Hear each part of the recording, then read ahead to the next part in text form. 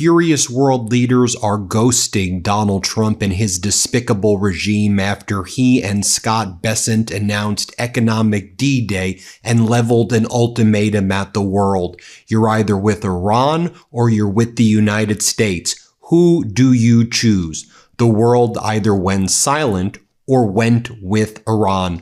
Nobody returned the phone calls of Treasury Secretary Scott Bessent or Donald Trump when they were trying to say, we need your help in order to impose these additional sanctions against Iran. People have had enough, and China was right out the gate calling out the Trump regime and letting the Trump regime know that China would not comply with any of Bessent's demands. You had MB Ghalibaf, Iran's parliament leader, also posting the following. Americans know that no one buys their bombast. The United States is not in an economic position to further restrict its relations with other countries. Iran's trading partners, both in the media and through messages sent to us, have made it clear they don't take these statements into account anywhere. In other words, the Trump regime's words mean absolutely nothing. And just take a look at what's gone down, though, over the past 24 to 48 hours or so. You have China and Switzerland completing negotiations on a free trade agreement upgrade. And you may be saying, that's interesting. China and Switzerland, what were they negotiating? Well, they pledged to further open their markets to each other in areas including goods, services, investments, and rules, creating new opportunities for bilateral economic and trade cooperation, according to Wang Yi. But this was an intentional move by China because last week, Donald Trump was calling out Switzerland, and Donald Trump was like, if I want to, I will do whatever I want to Switzerland. I will destroy your economy and 60 other economies. If I just decide I don't like you, I destroy you. So part of the move here and the message being sent by China as Donald Trump and his regime are like, economic D-Day against Iran. Are you going to comply? China's like, no. And we're going to do a deal with Switzerland because it's symbolic, because Trump just made this attack on Switzerland. Remember what Donald Trump just said? Here, play this clip. You know, I see countries like Switzerland where they're the number one lowest interest rates, 0.5%, and we pay 3.5%. And yet, if we stop doing business, for instance, I have the absolute right to cut off all business with a country like Switzerland, like anything. So why are they prime if I can cut off the business and they are no longer functional?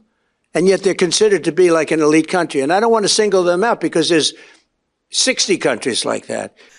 And then notably, you had the former allies of the United States standing in solidarity with Ukraine on the so-called economic D-Day that Donald Trump announced. But if Donald Trump and his regime just reflected for a moment what yesterday actually was, they would have realized they don't even give a crap because Trump is a Putin bootlicker, even though Putin is like mocking Donald Trump while the boots are being licked. Same thing with Donald Trump being a Kim Jong-un bootlicker, and Kim Jong-un is like, yeah, it grosses me out that you lick my boots. That's what I think about the United States. Yet, in any event, yesterday, what we did hear from, or who we did hear from, was about 50 countries that called on Russia to agree to a full, immediate, and unconditional ceasefire and to resume negotiations aimed at achieving a comprehensive, just, and lasting peace in Ukraine. Notably, you had all of the EU member states, you had EU countries, you had Australia, Canada, Costa Rica, Georgia, Honduras, Iceland, Japan, New Zealand, Panama, South Korea, and other countries at the UN National Security Council represented, but no Mike Waltz, the U.S. ambassador to the United Nations, nowhere to be found. And so these countries are like, we're not picking up your phone, Donald, when it comes to Iran. And you have a lot of countries doing bilateral deals with Iran right now. I'm going to talk about the Mecca Pact in just a moment as well, because according to top Iranian officials, Pakistan, Saudi Arabia, and Turkey have made overtures to Iran to join the Mecca Pact. That's the Article 5 NATO-like structure created first. It was between Pakistan and Saudi Arabia. They brought in Turkey. It is possible that Syria will be joining as well. Egypt may be joining as well. Iran may possibly be joining as well. And ultimately, the Mecca Pact will work simpatico with China as a new security umbrella is installed over the Middle East. But first, let me just share with you what our former allies, who should be our allies, these countries that were in the UN Security Council, here's what they had to say yesterday about Ukraine. Let's play this clip right here. This senseless war and the immense human suffering could end immediately. Russia simply needs to accept the unconditional ceasefire that Ukraine and the international community has been calling for over a year and a half now. Ukraine wants peace. We want peace. We strongly urge Russia to respond to the calls for a full, immediate and unconditional ceasefire and resume talks for a comprehensive, just and lasting peace in Ukraine in accordance with international law, including the UN Charter. We reaffirm our strong commitment to the sovereignty and territorial integrity of Ukraine with its internationally recognized border. Now, some other developments as well. You have the European Union continuing to make deals without the United States, of course. The India-EU trade pact cleared the legal scrub, signing likely this year. Remember back in January 27th, India and the European Union announced the conclusion of their negotiations for a free trade agreement.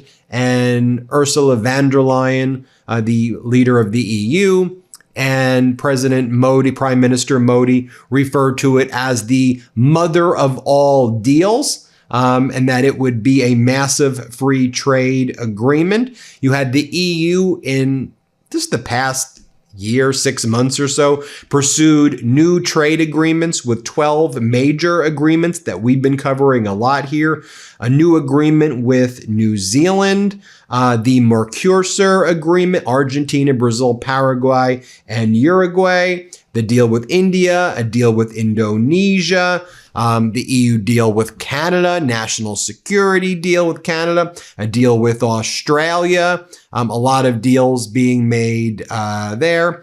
And on the other hand, you have the United States issuing tariffs against Canada, threatening any country that does business with Iran. I mean, again, it is so utterly buffoonery. Talking about the Mecca Pact for a moment right now.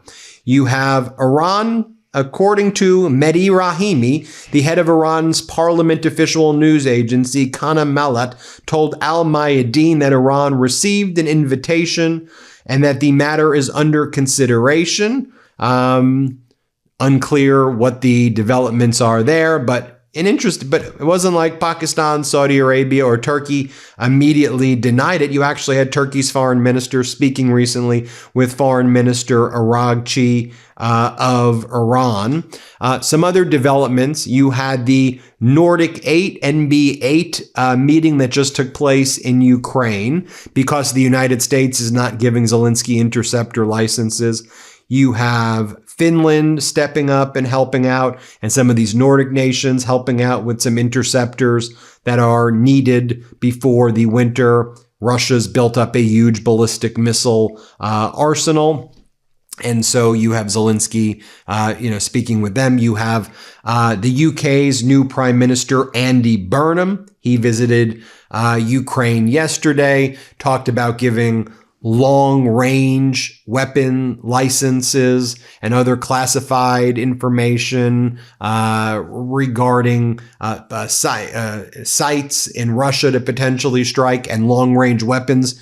And the licenses for long-range weapons were given to Ukraine because Donald Trump refuses to give even the interceptor licenses to Zelensky. Andy Burnham announced that when he sees Donald Trump, he's going to make that his big priority to push for these interceptor licenses. But you've got the whole world just recognizing how weak and pathetic Donald Trump is. Other developments, the Houthis were able to strike a Saudi Arabian tanker close to 1,000 kilometers in the Red Sea, but away from where the Houthis have their stronghold.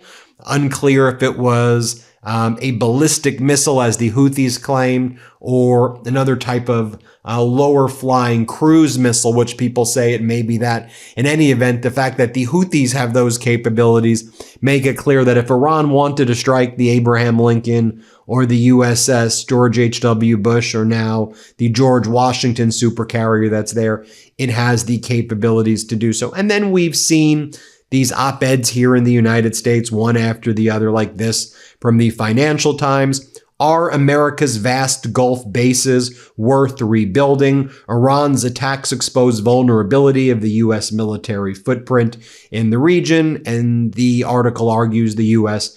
probably is unable to even maintain military bases in the region anymore.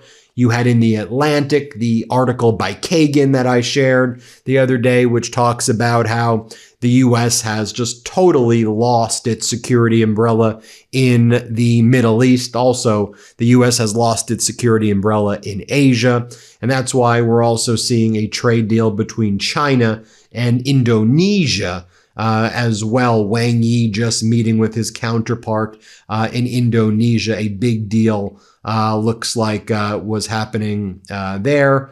And I'm sure we'll get more details. But yeah, China and Indonesia deepening their partnership. Indonesia and China deepen their trade, strengthening manufacturing cooperation as China projects more strength in the region. You got Donald Trump bailing out Takaishi, the Prime Minister of Japan. What did she have to say about economic D-Day against Iran? Well, Takaishi was very bizarre.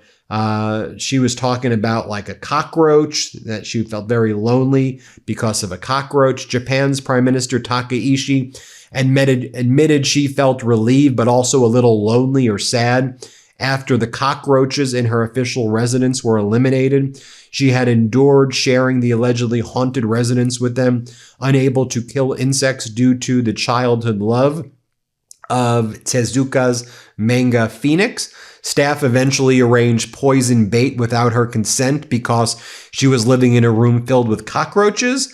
The residence was rumored to be haunted, but she claimed she didn't see ghosts, just the cockroaches, which were her friends. I just want to put this in perspective for you, that the message that came out of Japan today was about cockroaches and not about economic D-Day. And there's just a few other data points I want to share with you there. When Treasury Secretary Bessent was asked, you said that Donald Trump said all of these leaders were calling. So who was calling? Bessent couldn't name a single person. He kind of like froze when he was talking as well. Play this clip. You said the president is calling world leaders with specific asks and that there's a defined timeline. Who is he calling and what are the asks? We're not going to name names. That we've already seen some results, and that I am confident the president, as you all know, is quite persuasive, and we are following his calls up with calls from visits and calls from the State Department and from the U.S. Treasury, expecting them or telling the leaders, the countries, and the entities exactly what we expect and the timelines. And I would expect that very quickly, if they do not respond, then you will see the ramifications of their actions. Can you say how far the timelines are? Again, I'm not going to set timelines, but we do not have infinite patience here. And then Bessent also said that he would, the reason that he was not imposing the sanctions yet for economic D-Day on all of these nations that do business with Iran is because if he did so, he would blow up the entire global financial system. That's how farcical his threat is. And because none of the nations, China, India, Pakistan, you name it, that do any of the BRICS nations that do business with Iran, none of them agreed to economic D-Day. Like, so like, okay, secondary sanction us. I mean, you're gonna tariff us anyway. I mean, look at your behavior against Canada. I mean, y'all are so completely unhinged. Do what you got to do. Nobody returned this guy's call. And then you'll hear Besson be like, why would I blow up the global system? I don't know. Why would you? You're a bunch of morons. You proposed economic D-Day, which you know if you actually implemented, you'd blow up the global financial system that the U.S. created, you moron. Here, play this clip. It was an economic D-Day, but D-Day wasn't a threat of an invasion, and the U.S. didn't give a timeline to Germany. So why not impose the sanctions today? Well, we are giving everyone the opportunity to remedy bad behavior. Why would I want to blow up the global financial system? We believe that it is important to level set and give people a cure period, but they should know that that will move very quickly and that we are serious. Secondary sanctions are a very powerful tool. And while all of this was taking place, you have Donald Trump posting weird images of himself and Kim Jong-un. Another image, he posted 3 images of himself and Kim Jong-un, while in North Korea, the Kim Jong-un regime says, we're not speaking to him. We don't know what he's doing. We're uninterested in that behavior. We're focused on our national interests and our priorities because North Korea has a very close alliance with Russia and China and with Iran, and they have their block. Donald Trump is attacking all of his allies, and people are like, okay, you wanted to make this about Iran versus the U.S.? Well, we choose Iran. And this is finally what Pessin said at the end of his speech. It's time for you to choose. Are you going to choose Iran or are you going to choose the United States? Listen to what he says. Here, play this clip. It is now a time for world leaders to make a decision between prosperity and isolation, peace and terror, America and Iran. The campaign we begin today will gather force with every day that follows. And the very fact that now that's even a choice shows you the strength of Iran as a global and regional power and the weakness of the United States that has to even be asked like that. I mean, the United States was once a superpower and Iran was once an outcast globally. Now, the United States has declared Operation Economic Outcast, but the United States is the economic outcast, not Iran. The U.S. has done the opposite. Iran is no longer an outcast. Iran is a regional power, is what's actually going down. Hit subscribe. Let's get to 7 million. Thanks for watching, everybody. We're so grateful for you. We appreciate you. Before you go, our book, WTF America, is available for pre-order now. It's the story of how we got here and how we fight our way back. To pre-order, scan the QR code or click the link in the description. Let's do this.